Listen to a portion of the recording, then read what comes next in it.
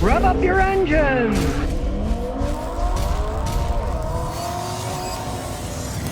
Well, I was reading this article in Van Life. It's pretty interesting. This couple fixed up a van. In 2021, they bought a Mercedes-Benz Sprinter van. Expensive enough as it is. But then they spent an additional $105,000 to turn it to their home. And what did they find out? That they were actually paying as much or more rent that they would have paid in a major city traveling around, over all the fees of where they had to park, not even including the fuel that they're buying. You know, you can buy a lot of fuel driving around those things. And of course, as anybody who's ever driven one of those things around found out, most places, they have the advertisements. There's the beautiful van or camper looking at the pristine lake, right? And you're the only ones there. No, you're parking at the campgrounds with everybody else, with the barking dogs and the whining children, right? You're not out in the wilderness all by yourself. You ever look at any place you're driving out and say, no parking here, no park? You can't park by the lake in your van and look at it. You got to go to the campground where everybody else, you got to pay money for it. You got to have hookups. There's all kinds of fees. Turns out they end up spending $3,500 a month traveling around in this van, right? And they said, I quote, our monthly costs are pretty comparable to what we were paying for rent in Boston and New York when we were living in those cities. So you think it's going to be cheap living in one of these vans? Not anymore. So what happened in the long run? Well, guess what? The couple decided, well, so much for this, they moved back into a normal home. They gave up living in their van. I mean, come on now. That's a married couple, right? You're in a house with your spouse, right? Things get crowded. You're always there together, right? Imagine being in a van. You're 2 inches away. What can you do?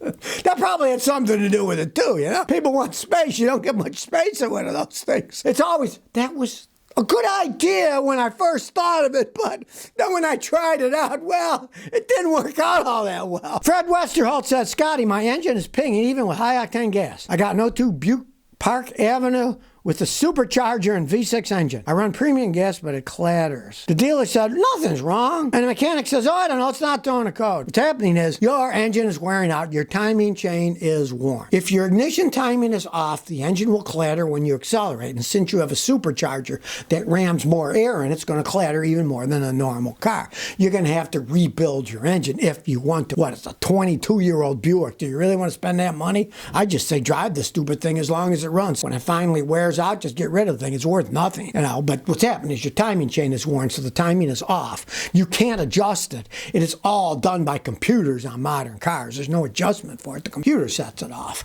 and yours is just flat worn out. I mean, if it runs okay once you're at a steady speed, what the keep driving it. It's not worth tearing the engine down and fixing it on that old thing. Jack T says, my truck is stuck in four-wheel drive low. I got a 2017 Chevy Silverado. Shifted itself to four-wheel drive low, and now it's stuck, and it's geared low and goes slow. What could be the cause of this? All right, well, it's GM, and they make crap these days. Obviously, the system is breaking down. Now, in the olden days, you had a shifter for the four-wheel drive to turn it in and out, but those days are long gone, and those things, it's all done electronically. Now, what you want to do is find a guy like me, hook up a scan tool, start doing bi-directional testing. Pray that something like a switch is broken, and it keeps sending it to four-wheel drive low. It could be that the motor is broken, and it's stuck in low and it won't go out and you need a new motor. Mechanics can do bi-directional testing. You know, back in the old day, it was easier for you guys. You could just get in there with a hammer, you could hit the mechanical part and it'd stick and you'd know, okay, that's sticking, I'll take it apart and replace that part. Or it just had a simple switch, you'd turn on or off. You could check the switch, see if power was going to it. And if power wasn't, you change the switch. And if power did go through the switch to it, you know the motor was bad. But these are complicated these days. You need a guy like me with a high-level scan tool to analyze it and figure out what part is going on. And pray it's something simple, like maybe a relay's gone bad or some kind of switch. If it's internal to that transmission, you're going to wish you never bought that Chevy truck in the first place because it's going to cost you a fortune. But a lot of times it is electronic crap. You can't just guess, though. You need a computer that does bi-directional testing like I have, and then you can figure it out. Oh, she says, I got a problem with the transmission service. I got a 2015 Hyundai Genesis, 3.8 and 8-speed automatic. I know you're not a Hyundai fan. I love the car. It's like a big go-kart. But I do my own maintenance. Now, the dealerships want over $1,500 to do a fluid change. Or if I buy the tranny fluid from them, they want $80 a quart, which I think is highway robbery. Ship's perfect now. What should I do? Maybe learn how to do it yourself. You got 8-speed transmission, right? They can last a long time, even if you don't change the stupid fluid in them. To change the fluid is a pain in the butt on those. It really is. There's little working area. You need a computer to see the level and the temperature. But you can always drain out a bunch of it yourself. Measure what comes out when you open the drain drain plug and then pump back in that same amount of the fluid. Now, you're going to have to pay $80 a quart. You got to use the right fluid. You can't use some other kind of fluid. I did one on a guy's car the other day, and he said, I paid $80 for fluid. I said, well, see how easy it is? And I showed him how to do it. He said, well, I'll do it myself next time. He decided to. But these dealers, like you say, love the car. However, Hyundai's service is another story. They suck. That's what he said, right? And it's true. $1,500 to change fluid, right? They're basically saying, we'll charge you whatever you want. But I'm sure it's low mileage. Wait till it gets 100-something thousand miles and starts falling apart. You wish you'd listened to me and didn't buy Hyundai in the first place. They look cool, yeah, and they're fast, the Genesis, but they do not hold up over time like a Lexus or an Acura or a Toyota or even a Subaru. They don't hold up like that. And you're finding out the truth about them. The dealers you find are absolute hose bags, right? But that's just the tip of the bucket. Wait till the engine starts to wear out. That's the first thing that wears out on those. Eventually start wearing out.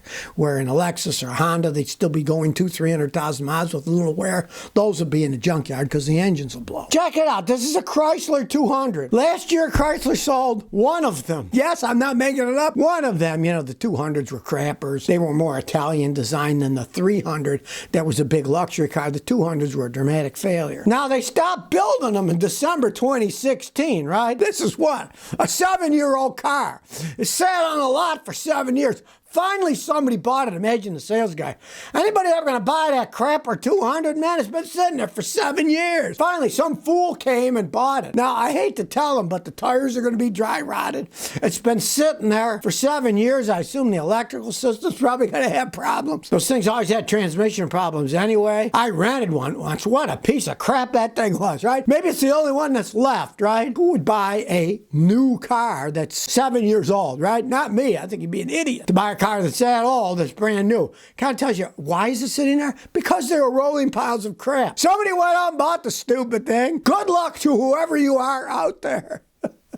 You're gonna need it. Well, Tesla electric customers in Texas are reporting they can make up to $150 a day selling electricity back from their car into the grid. They're having a heat wave there, right? They're running out of electricity. Let's break this down into reality, right? $150 a day. One, they're not gonna be driving their car, so they're getting $150 a day. But they're not being able to drive the car. They're hooking it up to the grid, right? Two, that isn't free electricity. They have to buy it from the grid. It charged their car from the grid, right? So the hilarious thing is, it's a net loss program because you'd be paying for the electricity and then you're selling it back, you know? Your Tesla does not create electricity. It just uses electricity. It does not create electricity. It's a net loss system. And of course, they're saying, oh, well, I got $150 this day. Hey, your house is being air conditioned too, right? What, are you going to shut the power off in your house?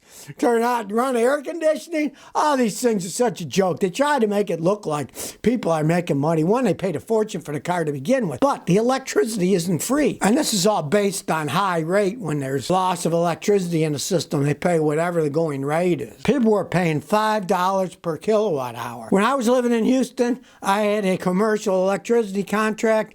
I was paying 6.5 cents a kilowatt hour.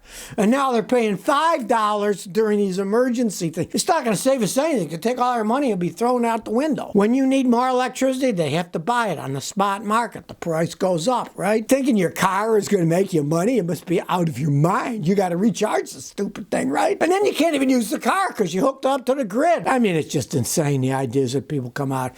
They think they're getting something from nothing, but they're not. Bob the Hat King says, how can I reinsulate jumper cable clamps? I got my old dad's jumper cables. They're 30 years old. The insulation around the clamps have fallen off. Is there a way to reinsulate them other than putting tape on them? Sure. You know, they have that dip insulation. It comes in a bottle with a little brush. You take it out, brush out of the bottle, and you hang them up somewhere, and then you paint it on, let it dry, do it 2 or 3 times. It'll be relatively thick, and then you have the insulation back on. They've been making that stuff for you. You can tape them if you want. Of course, the tape's going to get wet and gooey and fall off. This stuff bonds on pretty well.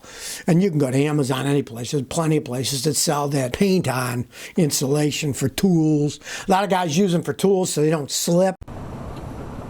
So if you never want to miss another one of my new car repair videos, remember to ring that bell.